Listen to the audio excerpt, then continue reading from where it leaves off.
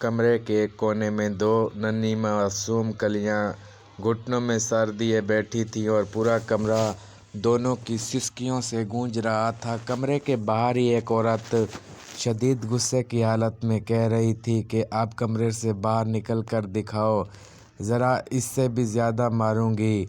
अपनी माँ तो मर गई और तुम दोनों को छोड़ गई। मेरी ज़िंदगी अजाब बनाने के लिए चुप कर जाओ दोनों, वरना इस छुरी से दोनों की ज़बानें काट दूंगी।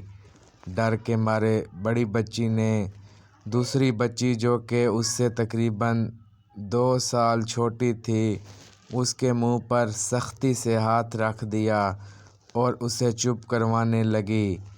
4 सदा के इस छोटे से घर में रहने वाली 7 साला इकरा और 9 साला रिमशा की सकी माँ फरजाना को इस दुनिया से गए 8 माह हो चुके थे और माँ की वफ़ात के बाद उन दोनों ने कोई एक दिन भी आराम और सुकून से नहीं गुजारा था। इकरा और रिमशा का वालिद ज़फ़र एक मज़दूर था जो सारा दिन मेहनत मज़दूरी करके अपने बच्चों का पेट भरता। बीवी के मरने के बाद वो काम पे चला जाता और बेटियां सारा दिन अपनी माँ को याद करती, घर में अकेले रहती। उनके घर के साथ घर में ज़फ़र की चाची रहती थी। दोनों बच्चियों की हालत को देखते हुए उसने ज़फ़र को दूसरी शादी का मशवरा दिया, जिसे उसने फ़ौरन मान भी लिया। रशीदा चाची ने ही उसके लिए नसरीन को पसंद किया, जिसके वालिदैन हयात नहीं थे। अपने एक भाई और भाभी के साथ रहती थी। एक हफ्ते के अंदर अंदर ही सादगी से निकाह हुआ। इकरा और रिमशा बहुत खुश थीं कि उनकी अम्मी आ गई है। अब वो सारा दिन घर में अकेले नहीं रहेंगी। अब उन्हें खाना भी वक्त पे मिलेगा, भूखा नहीं रहना पड़ेगा। लेकिन उन दोनों मासूम बच्चियों की यह खुशी सिर्फ चंद दिन ही रही। कुछ दिन बाद ही उन दोनों बच्चियों को छोटी छोटी बातों पर मारना शुरू कर दिया गया। सारा दिन दोनों बच्चियां उसके डर से घर से बाहर रहती। आज भी दोनों घर से बाहर थी जब 7 साला इकरा ने रिमशा से कहा, आप ही हमारी अपनी अम्मी वापस कब आएंगी? मुझे ये नई अम्मी नहीं अच्छी लगती। जब वो बालों से पकड़ कर मारती है तो बहुत दर्द होता है। जिस पर 9 साला रिमशा ने कहा, इकरा हमारी अम्मी अल्लाह जी के पास चली गई है। हम अल्लाह जी से दुआ करते हैं कि हमारी अम्मी को वापस भेज दे। वो दोनों मासूम बच्चियाँ उसी तरह कभी अल्लाह से दुआएं मांगती तो कभी अपनी नाई अम्मी की शिकायत करती कि हमारी अम्मी को वापस भेज दे, नाई अम्मी बहुत मारती है। इसी तरह दिन गुजरते गए, लेकिन नसरीन के दिल में उन दो बच्चियों के लिए नरम गोशा पैदा ना हुई। इतवार का दिन था। इकरा और रिमशा सुबह जल्दी उठ गई थी, जबकि नसरीन तो वैसे भी देर से ही उठती। इकरा को भूख लगी थी। दोनों बहनों ने सोचा कि अगर माँ को जगाया तो फिर मार पड़ेगी। बाप सुबह सवेरे ही काम पे जा चुका था। नाश्ता ज़फ़र बाहर ही करता था, इसलिए रिमशा और इकरा खुद ही किचन में नाश्ता बनाने आ गई। दोनों बच्चियां नाश्ता बनाने की कोशिश कर रही थी कि इतने में इकरा के हाथ से जग गिरकर टूट गया, जो नसरीन 2 दिन पहले लेकर आई थी। कांच टूटने की आवाज़ जब नसरीन के कानों में पड़ी तो वो भी किचन में पहुंच गई, जहां वो दोनों बहनें डरी सहमी सी खड़ी थी, क्योंकि उनको पता था कि अब उनके साथ क्या होने वाला है। ये क्या कर दिया तुम दोनों ने? मेरा नया जग तोड़ दिया। ये तुम्हारी माँ का नहीं था, मैं खुद लेके आई थी। कहते साथ ही नसरीन ने इकरा के चेहरे पर थप्पड़ बरसाना शुरू कर दी। अम्मी क्या कर रही है? छोड़े अम्मी, गलती से टूट गया, छोड़ दें। इकरा को मत मारें, छोटी है वो अभी। किचन में बड़ी बहन की आवाज़ों से गूंज उठा। उस वक्त नसरीन ये सोचकर इकरा को मार रही थी कि कौन सा कोई देख रहा है, मगर वो भूल गई थी कि एक ज़ात ऐसी भी मौजूद है जो हर वक्त हमें देखती है, जिसकी लाठी बेआवाज़ है, उसकी पकड़ से कोई भी नहीं बच सकता। नसरीन भी बचने वाली नहीं थी। आज मैं अब्बू को बताऊंगी कि आप हमें मारती हैं, खाना भी नहीं देती। हमारी अम्मी ऐसी नहीं थी, बताऊंगी मैं आज अब्बू को। ये रिमशा भी जो रोते हुए बोल रही थी कि शायद ये जालिम औरत بس کر جائے، لیکن اس بات سے اسے مزید غصہ آ گیا۔ بتاؤ گی اپنے باپ کو؟ ہاں، کیا بتاؤ گی؟ دوبارہ بولو ذرا۔ تم دونوں بہنوں کا ابھی علاج کرتی ہوں۔ رکو۔ دونوں بہنوں کو بالوں سے پکڑ کر وہ کمرے میں لے گئی اور اندر سے دروازہ بند کر دیا۔ رشیدہ چاچی کی دو پوتیاں جو کہ اقرا اور رمشا کی سہیلیاں تھیں اور روز چاروں ساتھ کھیلتی تھیں، وہ آج بھی ان دونوں کو بلانے آئی تھیں، مگر چیخوں کی آواز سن کر وہ دونوں رشیدہ چاچی کو بلانے کے لیے واپس بھاگ گئیں۔ جب چاچی آئی اور دیکھا تو نسرین دونوں بچیوں کو چھری دکھا کر بول رہی تھی کہ چپ کر جاؤ دونوں، اب آواز آئی تو دونوں کی زبانیں کاٹ دوں گی۔ اس چھری سے کیا خوف کر رہی ہو؟ یہ خدا کا خوف نہیں تمہیں؟ بن ماں کی بچیوں کے ساتھ ایسا سلوک کرتے ہو؟ اندر کا منظر دیکھ کر الفاظ ان کے منہ میں ہی رہ گئے۔ کمرے کے ایک کونے میں وہ دونوں بچیاں موجود تھیں، ڈری سہمی سی، سر کے بال بے دردی سے کٹے ہوئے تھے، نیچے زمین پر دونوں بچیوں کے بال بکھرے ہوئے تھے جو کچھ دیر پہلے ہی نسرین بے دردی سے کاٹ چکی تھی۔ یہ منظر دیکھ کے رشیدہ چاچی کا دل خون کے آنسو رو رہا تھا۔ دونوں بچیوں کا سر بھی کینچی لگنے سے زخمی ہو چکا تھا، جہاں سے خون نکل رہا تھا۔ اس وقت رشیدہ چاچی کو اس سب کا ذمہ دار اپنا آپ لگا، کیونکہ وہی نسرین کو لے کر اس گھر میں آئی تھی۔ شرم نہیں آتی تمہیں؟ کیا تمہارے دل میں خدا کا خوف نہیں؟ بالکل بھی نہیں۔ تم خود بھی ایک عورت ہو، کیسے کر سکتی ہو ان بن ماں کی بچیوں پہ ایسا ظلم؟ تمہاری شادی میں نے ظفر سے کروائی یہ سوچ کے کہ تم ان بچیوں کو ماں کا پیار دو گی، لیکن تم نے ان کی یہ حالت کر دی۔ کیا تم یہ بھول چکی ہو کہ اللہ اس شخص پر رحم نہیں کرتا جو لوگوں پر رحم نہیں کرتا؟ تم سے ان سب کا بدلہ اللہ ہی لے گا۔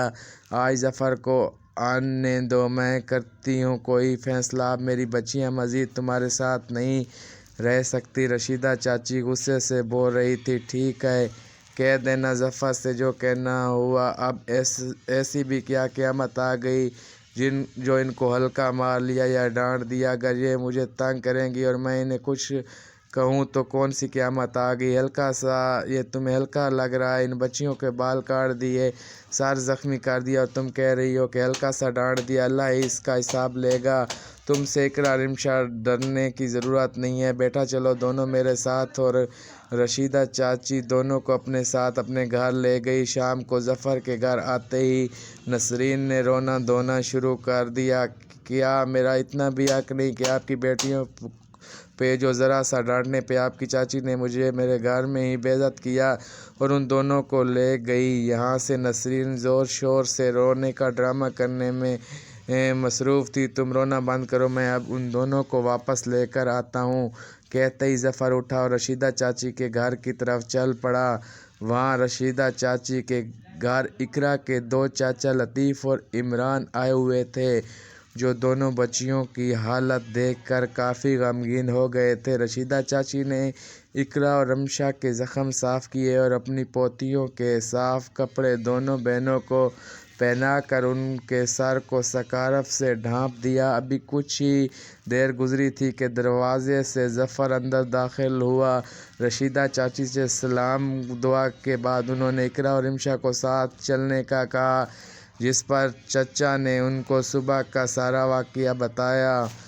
اپنی آنکھوں سے اپنی بیٹیوں کی ایسی حالت دیکھنے کے بعد ظفر غصے سے پاگل ہو گیا اور فوراً اٹھ کے اپنے گھر کی طرف چل پڑا۔ چاچی رشیدہ، ظفر کے دونوں بھائی اور بیٹیاں بھی ان کے پیچھے بھاگی۔ اندر داخل ہوتے ہی ظفر نے نسرین کی طرف غصے سے بڑھا، کتنی جھوٹی اور مکار عورت ہو تم! میری بیٹیوں کی یہ حالت کر کے اب خود مظلوم بننے کی کوشش کر رہی ہو؟ چھوڑوں گا نہیں میں تمہیں۔ اس سے پہلے کہ ظفر نسرین پر ہاتھ اٹھاتا، رشیدہ اور ظفر کے دونوں بھائیوں نے آگے بڑھ کے اسے روکا۔ بہرحال نسرین کو کسی قسم کا پچھتاوا نہیں تھا۔ وہ ایک ہی بات کر رہی تھی ظفر سے کہ میں تمہاری بیٹیوں کی نوکر نہیں ہوں، مجھے الگ گھر لے کے دو یا مجھے طلاق دو۔ لڑائی بہت بڑھ گئی تھی۔ رشیدہ چاچی اور ظفر کے بھائی اس کا گھر برباد نہیں کرنا چاہتے تھے، اس لیے لطیف اور عرفان نے فیصلہ کیا کہ ظفر دوسرا گھر نہیں لے سکتا۔ اس کے پاس اتنے پیسے نہیں تھے، وہ تو مزدوری کرتا تھا، اس لیے انہوں نے ظفر کو منایا۔ اقرا اور عشا کو ہم لے جاتے ہیں، یہ دونوں اب ہمارے ساتھ رہیں گی۔ بہت مشکل سے ہی صحیح لیکن ظفر مان گیا۔ اسی طرح اقرا عرفان کے ساتھ اور رمشا لطیف کے ساتھ ان کے گھر چلی گئی۔ وقت کا کام ہے کہ گزرنا اور وہ گزرتا جاتا ہے، پتہ ہی نہیں چلتا، اور نسرین کی شادی کو 8 سال گزر گئے۔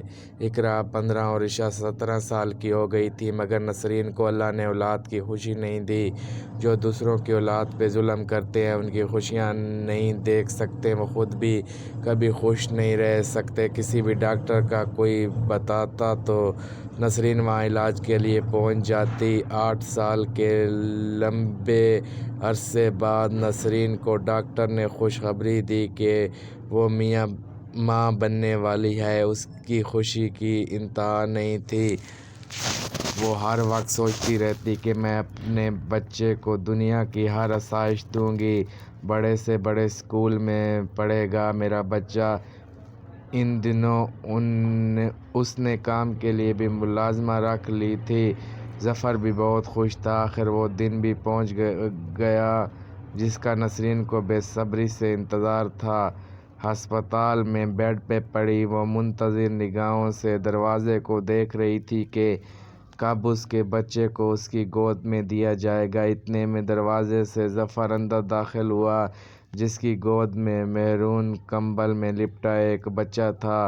اس کے پیچھے کوئی ڈاکٹر بھی آ رہے تھے۔ نسرین نے ظفر کو دیکھتے ہی کہا، شکر ہے ظفر تم آ گئے، کہاں چلے گئے تھے؟